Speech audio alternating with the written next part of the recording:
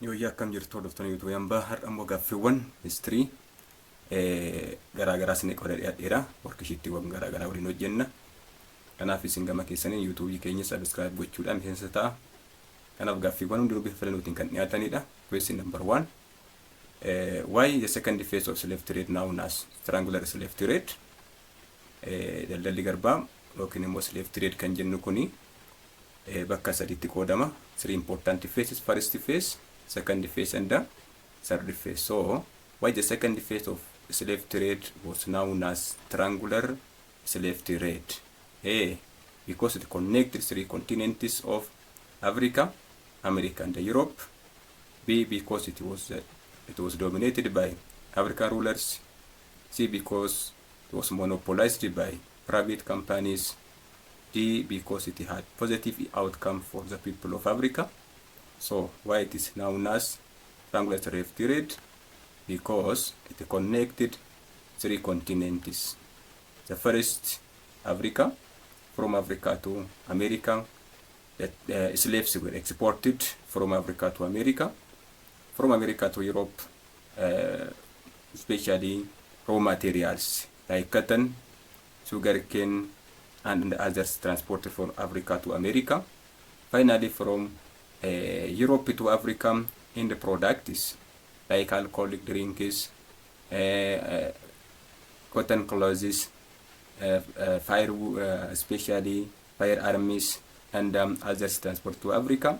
So it connects three important continents, Africa, America, and Europe. Because of this, the second phase of transatlantic slave trade, sometimes known as the triangular slave trade. So this answer is BA.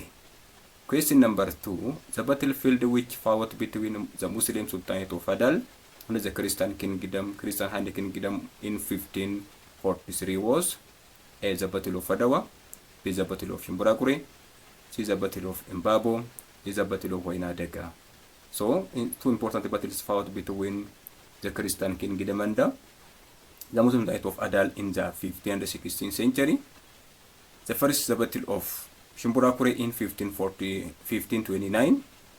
Again, the Battle of Wainadaga in 1543. So, the battle which fought between the Muslim Sultanate of Adal and the Christian Highland Kingdom in 1543 was kanaaf bakki warwaraansa yookiin immoo bakki itti waraansi mootummaa kiristaanaa Itoophiyaadhaa fi mootummaa musliimaa Adawaa gidduutti gaggeeffame bara 1543 maal jedhameedha.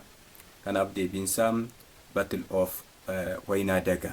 Battle of Wainadaga in 1543 to fought between the Christian Kingdom and the Muslim Sultanate of Adal. Especially the Battle of Shimburakure in 1529 to ended with the victory of Adal. Again in 1543, the Battle of Wainadaga also fought between two important states, Adal on one hand and the Christian Kingdom on the other hand. So the Battle of Shimburakure was, the Battle of Wainadaga was ended with the victory of the Christian Kingdom, especially Galados injifannoo isaatiin kan xumuramedha waan ta'eef kanaaf waraansi yookiin immoo bakki wal waraansaa bara 1543 Battle of Wainadaga jedhama. Question number 3. From the following, which one was not the main feature of the second phase of slave trade? That means the second phase of transatlantic slave trade feature isa kan hin taane kamiyedha. A, the slave hunting ground was wind under at this stage. B, the volume of trade increased at this stage. C, it took place from the 14th century up to 1580s AD. D, the second phase is sometimes known as monopolistic trade. So, which one of the following is not the main feature of the second phase of transatlantic slave trade? The slave hunting ground was wind at this stage. Kanaaf scale yookiin immoo stage daldalaa garbaa baay'ee bal'ateedha. Kun sirriidha. The volume of trade increased at this stage. Keessaayyuu amma tokko hangi daldalaa sirriitti kan inni guddate sana keessatti. It took place from the 14th century up to 1580s jedha. Not, it started from 1580s up to the 17th century. So, C is not the main feature of the second phase of transatlantic slave trade. So, question number 4. in the triangular slave trade, which one of the trade items transported from Africa to America? You know, second phase of slave trade, sometimes known as triangular slave trade, because it connected three important continents, Africa, America, and Europe. So the triangular Atlantic slave trade, which one of the trade items transported from Africa to America? Which one of the following trade items transported from Africa to America? A cotton and sugar, B slaves, C manufactured goods, D coffee. Kanaaf keessaayyuu barsana keessatti daldaloonni garbaa keessatti second phase keessatti or triangular slave trade keessatti Afrikaa irraa gara Ameerikaatti kan fedhamanii slaves yookiin immoo garboota. Isaan kun Ameerikaa ga'anii immoo plantation colony keessatti plantation agriculture or plantation economy keessatti wanta garaagaraa hojjetu, tobacco, sugar cane, spices and others planted by slaves. Kanaaf inni kun immoo manufactured good gara kamitti fe'ama? Gara Europeetti fe'ama. From Europe to Africa, transported manufactured good and exchanged with African slaves. So kanaatiif in the triangular Atlantic slave trade, which one of the following trade items transported from Africa to America? So deebiin isaa maal ta'a? Africa irraa gara Ameerikaatti kan fe'amanii slavesiidha. Isaan kun Ameerikaa ga'anii immoo plantation keessatti hojii hojjetu. Inni kun immoo raw materials isaan oomishan gara Europe deema. And in Europe it used as input in the European industries. Then it also manufactured goods. Kan akka dhugaatii, uffanni, guns or firearms kun immoo gara kamitti dhufa? Gara Afrikaatti dhufa waan ta'eef. Kanaaf cotton and sugar gara Europeetti fe'ama waan ta'eef Afrikaa irraa gara Ameerikaa kan deemu slavesiidha. Kanaaf deebiin isaa B ta'a. Question number 5, which one of the following is not effect of the triangular slave trade? Effect, note the effect of triangular slave trade. A, the depopulated the African continent. B, the economic growth of Africa. C, caused great human suffering and hards on the Africans. D, it helped the Western nations to accumulate huge amount of wealth. So which one of the following was not effect of triangular slave trade? So the economic growth of Africa. Kanaaf dinagdeen Afrikaa kan mudate hin taane, dinagdeen Afrikaa baay'inaan kan miidhame sababii kanaatiif sababiin isaa warra oomishuu danda'an special productive force kan jennuun kun gara Afrikaa irraa gara Ameerikaatti fe'amaa tura waan ta'eef deebiin isaa B ta'a. Question number 6, from the following which one? Question number 6, from the following events which one laid ground for the beginning of transatlantic slave trade? Eventiiwwan armaan gadii keessaa sababa yookiin immoo bu'uura daldala garbaa bu'uura kan ta'edha. Which from the following events which one laid ground for the beginning of transatlantic slave trade? A, the political supremacy of America. B, positive relationship between Europeans and African rulers. B, C, the availability of modern transportation in Africa. D, the discovery of America. Especially, the discovery of America led to the colonization of America by Europeans. Even in 1492, Christopher Columbus reached America and discovered America. After that, Europeans also began to settle in Europe as colonial masters. So, after that, they started plantation agriculture or economy in America. So they began to search slaves from different parts of the world. The first slaves were Native Americans. Again, the second slaves in America were white Europeans. Finally, the Africans began transported from Africa to America. So, from the following events, which one laid ground for the beginning of transatlantic slave trade? As D, the discovery of America. Kanaaf deebiin isaa Didha ta'a.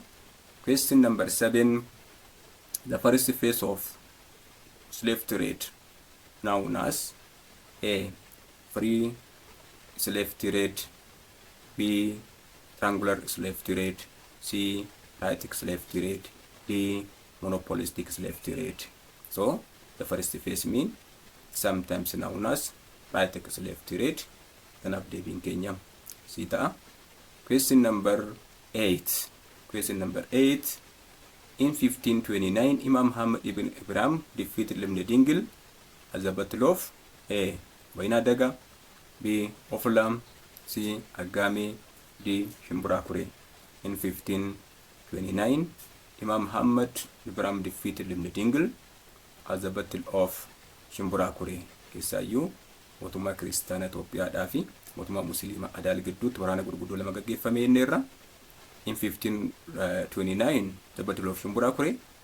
Again in 1543, the Battle of Wainadaga. So Imam Muhammad defeated Lemne Dingle at the Battle of Shimburakure in 1529. Then have been some data. Question number 9. The Muslim state which reorganized the Muslim resistance against the Christian kingdom was A. Adal, B. Shawa, C. Ifat, D. Bali. Reorganized the Muslim state which reorganized Muslim resistance against the Christian kingdom, especially if it was defeated in 1332 by Amdasion. After that, the Ifat ruling family retreated to Harar area and found new Muslim state, Adal. Then Adal also reorganized the Muslim resistance against the Christian kingdom. Kanaaf deebiin keenya A ta'a. Question number 10. From the following trade routes, which one was the cause of the conflict of the Christian kingdom and the Muslim Sultanate of Adal? From the following trade routes, which one was the cause of conflicts of the Christian Highland kingdom and the Muslim Sultanate of Adal?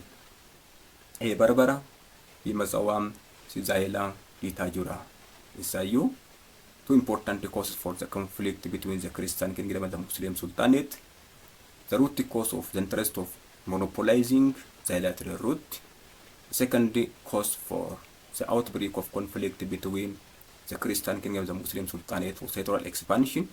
So, from the following three routes, which one was the cause of conflict of the Christian Highland kingdom and the Muslim Sultanate of Adal?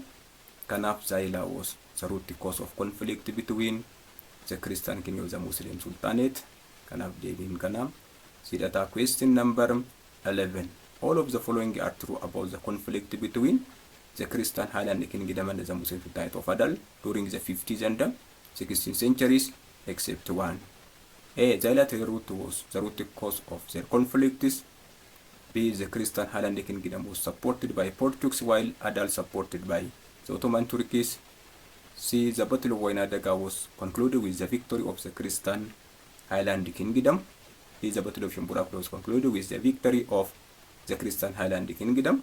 So which one of the following is false or not true? All of the following are true about the conflicts between the Christian Highland kingdom and the Muslim Sultanate of Adal during the 15th and the 16th century, except one. So considering tane okay true kan tane kamida dida. Two battles fought already said. The Battle of Shimburakure in 1529, it was ended with the victory of Imam Muhammad.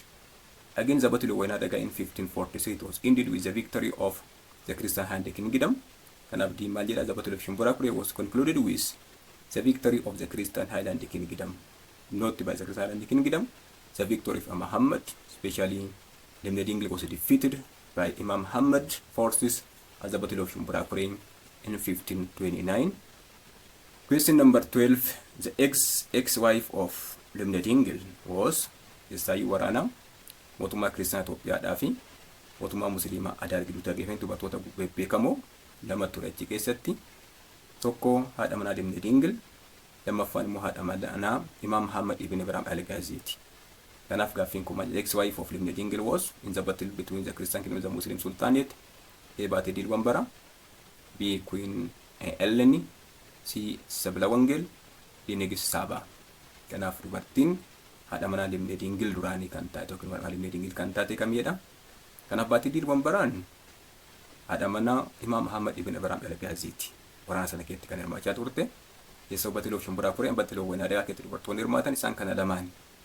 Chi lammaffaan immoo Sabla Wangel. Sabla Wangel immoo haadha manaa Lemne Dingle. Kanaaf deebiin keenya C ta'a. The ex-wife of the Dingle was Sabla Wangel. Question number 10. The commander of 400 Portuguese soldiers, those who came to support the Christian Highland Kingdom was A. Vasco da Gama, B. Christopher da Gama, Francis Ferdinand, D. Henry. Kanaaf keessayyuu the war between the Christian Kingdom and the Muslim Sultanate, we have the intervention of two foreign powers. The first, Ottoman Turkey on the side of the Muslim Sultanate of Adal, Portuguese on the side of the Christian Kingdom. Keessayyuu gaaf sana warra mootummaa Kiristaanaa with the request of Limne Dingil in 1535. 400 Portuguese army arrived in Ethiopia in 1541 under the leadership or under the commandership of a person called Christopher da Gama. Kanaaf loltuuwwan 400 kun mootummaa Itoophiyaa mootummaa Kiristaanaa Itoophiyaa deeggaruudhaaf Portugal irraa gara Itoophiyaa dhufan commander isaanii yeedha Christopher da Gama. Christopher da Gama was killed at the Battle of Ofula in 1541. Kanaaf deebiin keenya bitaa. Question number 14. Question number 14. From the following one was not the population of Sultanate of Adal. Keessayyuu Imam Muhammad organized. Imam Muhammad especially organized the lowland communities like Argoba, Hararis, Afars, and others. Kanaaf from the following one was not the population of the Sultanate of Adal. A. Argoba, B. Harari, C. Afars, D. Silte. Kanaaf kan mootummaa Adal kan hin taane uummata Silteeti. Kanaaf deebiin keenya diidha ta'a. Question number 15. Question number 15. Who was the responsible person for building of Harar wall called the Jogol Gimb? Keessayyuu to protect Harar from the Oromo, Harar wall Jogol was constructed. So, who was the responsible person for building of Harar wall called the Jogol Gimb? A. Emir Abdullah, B. Emir Nur, C. Imam Muhammad ibn Ibrahim, D. Emir Abdul Fattah. Kanaaf Harar wall constructed or built by Emir Nur. Kanaaf deebiin keenya biidha ta'a. Question number 16. The oldest Muslim Sultanate in Ethiopia was A. Shawa, B. Bali, C. Fatagardi Adal. The oldest Muslim Sultanate in Ethiopia was the Muslim Sultanate of Shawa. Kanaaf deebiin keenya C ta'a. Ifat was the strongest, Shawa was the oldest. Adal was newly started or established Muslim state in Ethiopia. Kanaaf deebiin keenya the oldest Muslim Sultanate in Ethiopia was Shawa. Question number 17. From the southern state, which one was the ancient state in southern Ethiopia? From the following state or southern state, which one was the ancient state in the southern Ethiopia? A. Inaria, B. Kaffa, C. Damot, D. Walaita. Okay, so the earliest state, or the oldest state, or the ancient state in southern Ethiopia was the kingdom of Damot. Kanaaf Damot mootummaa gara southern Ethiopia keessa sayyada qabaatee beekama waan ta'eef kanaaf deebiin keenya C ta'a. The well-known king of Damot in the 13th century was mootummaan Damot inni beekaman jaarraa 13ffaa keessatti eenyudha jedhama. A. Kaawwoxoonaa. Kaawwoxoonaa was the king of Walaita, case of the last king of Walaita. B. Tato Gakisaroch. Tato Gakisaroch was the last king of Kaffa. Kumsa Moroda was the well-known king or moti of Leka Nekamte. Kanaaf the well-known king of Damot in the 13th century was a person called Motalemi. Motalemi moti beekama warra Damoti. Question number 19. All of the following were the political titles of Gurage chiefs except hundi isaaniiyyuu maqaa kabaja yookiin immoo maqaa siyaasaa mootummaa yookiin immoo bulchitoota warra Guraageetiidha. A. Asmach, B. Kao, C. Nigus, D. Abagas. Kanaaf moototota warri Kafaa kan itti waamamanii Taatoodha. Isaayyuu naannoo Kafaaf naannoo Yemitti Taatoon political title of kings. Around the Kafaa political title around the Walaita. Political title of kings of Walaita was Kao. Kan naannoo Guraageetti immoo beekamu isaan kana sadan. Asmach, Nigus, and Abagas mean the political titles of Gurage chiefs. So gaaffichi maal jedha? All of the following were the political titles of Gurage chiefs except kan Gurage kan hin taane kamidha jechuudha?